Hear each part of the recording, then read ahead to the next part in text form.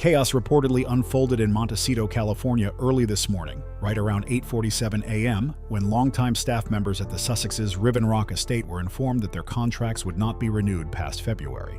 According to individuals described as former estate coordinators, there was no severance package, no advance notice, and no detailed explanation.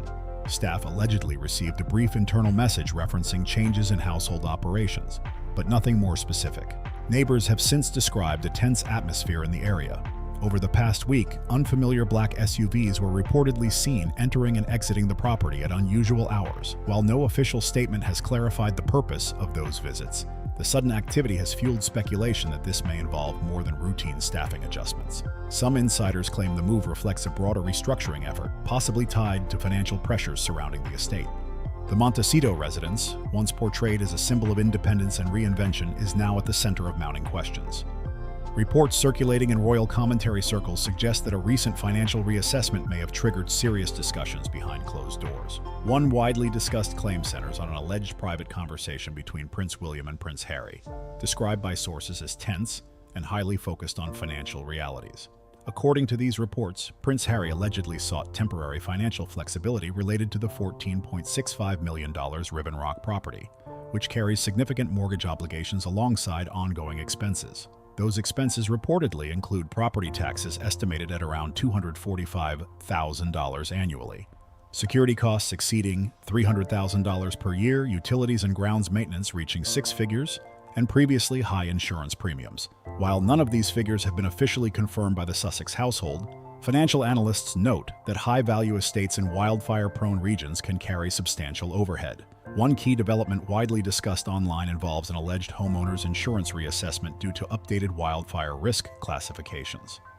If an insurance lapse were to occur under certain mortgage agreements, it could technically trigger lender review provisions.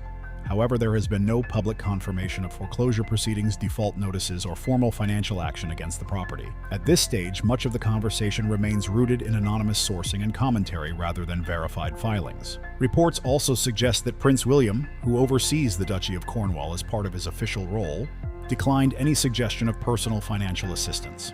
Royal finance observers point out that the duchy operates as a trust asset meant to support public duties and long-term institutional responsibilities, not private bailouts. Still, no direct transcript or confirmation of the alleged sell the house remark exists in the public record. Meanwhile, local real estate chatter indicates the property may be quietly tested for off-market interest, sometimes referred to as a pocket listing.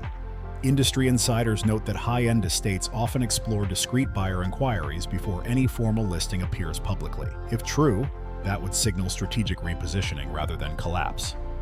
As of now, the property remains under Sussex ownership with no confirmed sale. Another major development circulating online involves the reported withdrawal of security support previously linked to Tyler Perry's network. Perry famously provided assistance to Harry and Meghan during their early relocation to North America in 2020, including temporary housing and security arrangements.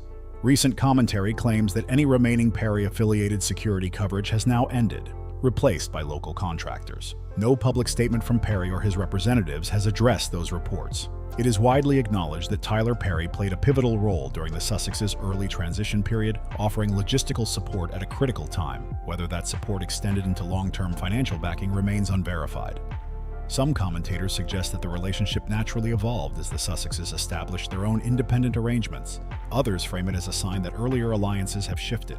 Again, there has been no official confirmation from either side. What makes this moment significant is not a single dramatic event, but the convergence of multiple pressure points. Expensive property upkeep, fluctuating media contracts, evolving business partnerships, and ongoing legal expenses all contribute to a complex financial picture. Luxury estates can quickly transform from status symbols into demanding liabilities when market conditions or revenue streams shift. Still, it is important to emphasize that no criminal findings, foreclosure announcements, or verified legal judgments have been made public. Much of what is circulating originates from unnamed insiders, secondary reporting, and online analysis. In high-profile cases involving global public figures, speculation often expands faster than documentation. As the sun sets over Montecito, what remains undeniable is that the narrative has changed. What was once presented as a fresh chapter of independence is now under scrutiny for sustainability. Whether this represents a temporary restructuring, a strategic downsizing, or a more permanent transition remains to be seen.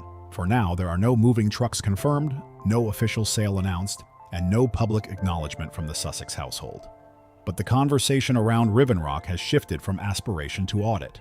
And in an era where optics matter as much as balance sheets, perception alone can reshape the story. This is not simply about celebrity lifestyle. It is about how image, financial planning, loyalty, and institutional boundaries intersect when global figures attempt to build something entirely new outside the system they left behind. Whether this chapter ends quietly or becomes something more dramatic will depend not on rumor, but on paperwork, timing, and decisions made far from the spotlight. As Harry surveys Riven Rock. Today, commentators describe a man confronting shrinking options. What was once framed as a sanctuary of independence is now widely discussed as an expensive asset under pressure. Reports suggest that a final request for temporary security assistance was made, but no public confirmation of any such plea exists. For now, the estate remains occupied, yet surrounded by speculation about its long-term viability. The most dramatic turn in the narrative centers on Tyler Perry. According to unnamed insiders, Harry allegedly referenced Perry's role as godfather to Lilibet during a private appeal, hoping that personal bonds might reopen a door. Those same sources claim Perry declined further involvement, choosing to step back rather than extend additional support. No direct statement from Perry has confirmed this exchange, but the rumor alone has reshaped the conversation. Observers note that Perry is not only a filmmaker but a disciplined businessman. Industry analysts suggest that any decision to distance himself would likely stem from risk assessment rather than emotion. With increased scrutiny surrounding Archewell's tax filings and reporting obligations, some commentators argue that prominent allies may prefer to avoid unnecessary exposure. It is important to stress that there has been no public finding of wrongdoing tied to Archewell. However, heightened attention alone can shift alliances. Following Perry's reported withdrawal, changes on the ground in Montecito allegedly accelerated. Security arrangements are said to have transitioned from a high-profile private firm to a more localized provider. Estate staffing levels appear leaner than in previous years, according to neighborhood chatter. There are also unconfirmed reports of a storage unit rented through a limited liability company linked to household staff, something real estate watchers often associate with restructuring or downsizing. None of these details have been officially verified. In Hollywood, perception often drives opportunity. Talent agencies and studios are known to quietly recalibrate relationships when a client's risk profile shifts. Some entertainment insiders claim that the Sussexes are being evaluated more cautiously by major partners. One executive, speaking anonymously in media reports, suggested that studios prioritize reliability over celebrity mystique. Again, no formal blacklist or cancellation has been announced, only a cooling of enthusiasm described by unnamed sources. The financial narrative intensified when rumors emerged that Netflix had activated a clawback provision tied to unmet production benchmarks. Publicly available contract structures in the entertainment industry do sometimes include recoupable advances. However, Netflix has not issued a statement confirming any $20 million repayment demand. What is documented is that certain planned Sussex projects, including the animated series Pearl, were discontinued during broader corporate content cuts affecting multiple creators. Entertainment lawyers point out that development deals frequently evolve, stall, or restructure. The streaming industry itself has tightened budgets over the past 2 years, impacting numerous partnerships beyond the Sussex Agreement. While critics frame the situation as collapse, others describe it as part of a wider market correction. Within royal commentary circles, attention has turned to Prince William's stewardship of the Duchy of Cornwall. Financial oversight of that estate is governed by legal frameworks dating back centuries. Analysts emphasize that duchy funds are not discretionary personal accounts. They are structured to support public duties and future sovereign responsibilities. Any alleged request for private bailout funds would therefore raise constitutional concerns. No official transcript of any such conversation has been released. Discussions of William conducting a forensic-style financial review remain speculative. What is verifiable is that the duchy operates with modern accounting systems and compliance standards. Public filings show that it is subject to scrutiny from both Parliament and media. In that context, observers say institutional caution would be expected. Estimates circulating online place Riven Rock's annual operating costs near $2 million when accounting for taxes, security, utilities, staff, and maintenance. Real estate professionals confirm that high-end estates in wildfire-prone California regions can indeed carry substantial recurring expenses. Whether those numbers apply precisely to the Sussex property has not been independently confirmed, but the scale is plausible within luxury market norms. Meanwhile, Hollywood invitations appear fewer. Red carpet appearances have declined compared to the immediate post-royal transition years. Analysts caution that celebrity visibility naturally ebbs and flows, particularly as market tastes shift. However, critics interpret the reduction as evidence of distancing by elite circles. Behind closed doors, the question is less about drama and more about sustainability. Brand partnerships, speaking engagements, and production deals require steady delivery. If deliverables lag or public sentiment wavers, corporate recalibration follows. That is standard practice across entertainment and media industries. For Harry, the emotional dimension complicates the financial one. His post-royal identity was built on independence and reinvention. If major allies step back and revenue streams fluctuate, the symbolic weight is significant. Yet it is equally true that no bankruptcy filing, foreclosure notice, or criminal proceeding has been confirmed. At present, what exists is convergence. High overhead property costs, cooling media deals, shifting alliances, and increased scrutiny. None individually confirm collapse. Together, they create a narrative of contraction. The so-called Hollywood freeze, as some commentators label it, may simply reflect a transitional period rather than exile. In industries driven by optics, patience can be strategic. Silence does not always signal defeat. Sometimes it signals recalibration. Still, the whispers are louder than they were a year ago.